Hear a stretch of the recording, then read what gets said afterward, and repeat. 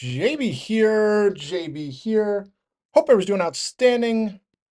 Thursday, January 22nd, 9:16 a.m. Really quick rant, talk about the market, some names I'm looking at, go from there. I think everything's going here. Anyway, S&P futures in the green. Looks like we're going to open up about 0.6% to the upside on the heels of the walking back the tariff talk on the 8 European countries in regards to Greenland. That happened at 2 o'clock yesterday. And then where do we go from here? Is S&P is still down 0.9% for the week. We still have the Fed meeting next week. Mag 7 names start to report earnings. Those names have been underperforming the market. So that'll be interesting next week. I think Microsoft, Meta, Tesla, Apple. Uh, and then after close day, we get Intel. Intel, who knows how much of this move is the investment from the government? Who know how much the move in investment from NVIDIA? And then who knows how much the move is actually from their underlying business? But we'll find out after close how well they're doing. And then to me, the story is yields, right? If markets find some footing here today, 700 on a SPY, I think that'd be great. But to me, it's like, was the start of the week sell-off, what did it have to do with the Greenland situation? Or is it more what's going on in Japan, right? Their yields are soaring as the trade, the folks in Japan looking for a return on their investment had to go outside the country to get the return on investment. Now, as their yields are going up, they have to pull out of mostly U.S. equities and debt and go into their stuff. Who knows that story's been going for years. Maybe one day there actually is some meat to it. I mean, there was the pull in August of 2024, but all right, so that's kind of overall markets. The thing that scares me is Market Watch this morning. This stock market indicator just flashed one of its most bullish signals since 2000. It's funny, if you look at Market Watch yesterday, it was bear market coming, correction, inflation, yields skyrocketing, all these negative scenarios. And then today, it's all somewhere back in bullish scenarios. So always try and best to tune out the noise. To me, I keep looking at SPY as one of my best risk on, risk off indicators, right? Following support resistance. Yesterday, we were precarious, right? I think around 12 o'clock, 1 o'clock, I'm like, if the SPY reverses, because it tried to get into a nice rally mode. It was up at 684 by 11 o'clock. And then all of a sudden it started to reverse. And then we're sitting at 680. And then look some of the names in the AI space. I'm like, this might be the start of a bigger pull. When got those Broadcom puts, and then thankfully found some support. And I put on the watch list this morning. If you had to go do a little bathroom break at 2 o'clock and you were loaded to the gills on puts that were in the green or what have you, you get off the bathroom, you come back, and all of a sudden you're destroyed. It was just a monster reversal. So this is the environment we're in. Complain about all you want. People call it manipulation. I mean, we're here to trade. I'm not here to call it what it is. We're here to trade what the market gives you. So anyway, all right, that's overall markets. Take a look. So today, 686, that's a big spot on the downside. 693 back to being somewhat resistance. Also, take a look at small caps, another all-time high yesterday, and those are severely outperforming the market. Just impressive stuff in the small caps. Finally, taking the baton from the other names. All right, so that's that. Yields down ticked a little bit yesterday. Just want to see this continue to head in the right direction and go from there. All right, just quick on individual names. Let's see. Well, I don't have this here. Yeah, I'm posting this. Sorry about that. All right. Oh, quick, I don't know. I have Serve Robotics here. I was mentioned on the Rant yesterday afternoon. Thankfully, I white knuckled Serve Robotics. I mean, I sat on my hands, so I didn't make a trade. It was running at the open. I look at Serve, and I've said this many times. I see a $25 stock. The market says, no, it's not a $25 stock. I thought with the acquisition announced Tuesday after the close, I thought, okay, that was be the start of it going back in rally mode. Looked like it was the case, and then gave back the gains and then some. $2.40 reversal from the highs yesterday, all the way down to 12 and change before bouncing. 1375 gets over that today. Maybe today's the day I get some more strikes. Tried to play Netflix for a bounce yesterday. I put that on the watch list too. It just seems like it's peak negativity in regards to its business. It's down 50% plus from its all-time highs in the summer, 20-something% since its split news back in the fall, since its actual split date. And then its earnings were kind of like a mixed bag, right? I don't like the acquisition, Warner Brothers deal, but at some point this bounces.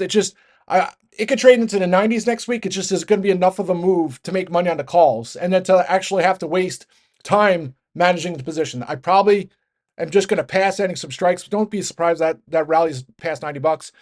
But I tried to get some 88 calls. Well, I did. It rallied a little bit up to 84, couldn't break through. I didn't want to see the profits erode, closed them out. And by the noon hour, they were cut in half. I think they were like 18 cents. And then you had the squeeze in the afternoon.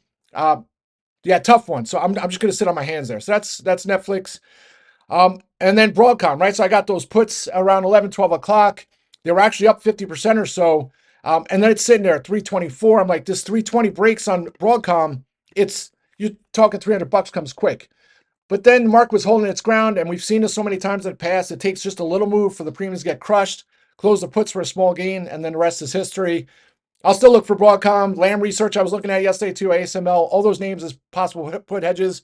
But I don't know if today's the day. I was saying on Monday and Tuesday, always be hedging. But I think another, acronym could be always be waiting to buy the dip or always waiting to nibble. Because I was saying this on Monday, losing money on put trades is frustrating when the market's down. I'd rather try and look to play calls for some bounces on, wait for some nibbles. So that's kind of how I'll continue to play things. Unless obviously 686 on the spot, that's first spot, and then 680. All right, that's overall. That's Broadcom. We're done.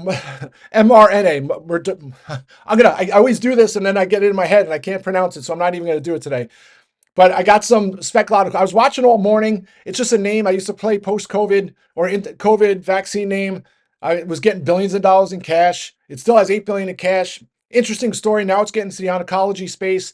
Positive data with Merck announced on the 20th, a couple days ago, and then it's just going. And it looks like it's like a snowball rolling downhill. It's just getting more snow, getting bigger, and it's like the momentum is just going to keep taking it. So I got those 52 strikes, closed some out to cover cost near the close, took some more out for 100% to take some profits, and then it's gapping here. It was actually near 53 just a little while ago. It's sitting here at $50. I'll probably take some more off right at the open, hold the rest. If it gets over 52 and holds that, I might look for some FOMO calls, maybe some 60, 65s, just in case. I mean, you look at this chart, and I'm not, trying to look long term here, but I mean, this could be 60, 70, $80 stock without someone questioning, right? And you look at the fundamentals and it's cash and all that fun stuff. All right, so that's that. I also at 11 o'clock got TTD calls, right? The trade desk. That's a name that's been completely destroyed. And it's a name, it's not like, people look at growth stories and this used to be like a 50, 60% compounded annual growth rate, monster growth story. It's still growing 20%, 15%. But I guess it's just not enough. But the thing is not enough, but it's been destroyed from its all-time highs. So doesn't mean that this is the sign that it's going to bounce, but I traded for a bounce back into 50s. I played for a profitable trade. I think this will be setting up again for a nice move. And not only that, I think it's got caught in that basket of sell-off with the AI name. So I remember back in April it was selling off, and similar with Roku because the ad spend, people were worried about a recession. And that, I think it's like a 15% probability the market's pricing in a recession in the next 12 months. So you take that off the table. I'm like, how is this not trading north of 40? So I got those spec calls, have time. I think earnings are wrapped in the week after the February 6th strike. So I got those February 6th. I'll just continue to hold those, lock them in on the way up. And if it gets over maybe 37 today, 36.50, I might look for some more strikes there. Other names, take a look at ServiceNow. Someone on FinTwit has been in the chat room before, posted this, and UPB just posted in the chat room earlier. Pincher, I mean, look at this. Let's see here. You got a pincher. So it's when the momentum indicators and the ADX pinch, I would have to circle so you can see it down at the bottom there. That typically sets up a large reversal. And when I say large, an outsized reversal, 10, 15, 20% to the upside. So I'll be watching that for a bounce. Another one of those names that's been kind of a victim of this AI carnage that is left in its path on names that the market's saying, hey, these names are probably not going to be as successful as they were with AI coming, and either get on board or get out of their way. And the thing is, ServiceNow actually announced a partnership with ChatGPT earlier in the week, and it still wasn't enough. So one of these days it starts to rally and bounce. Could be a lotto trade, so I'll be watching that one. And then Roku. Closed over its 50-day moving average yesterday. Still have those calls. I'm still holding out hope. I don't think it'll take much to get it over 110. If it starts to show strength at the open, I might look for some other strikes there. Anyway, let's have a great day, folks. I'll be back on audio later. Rock and roll.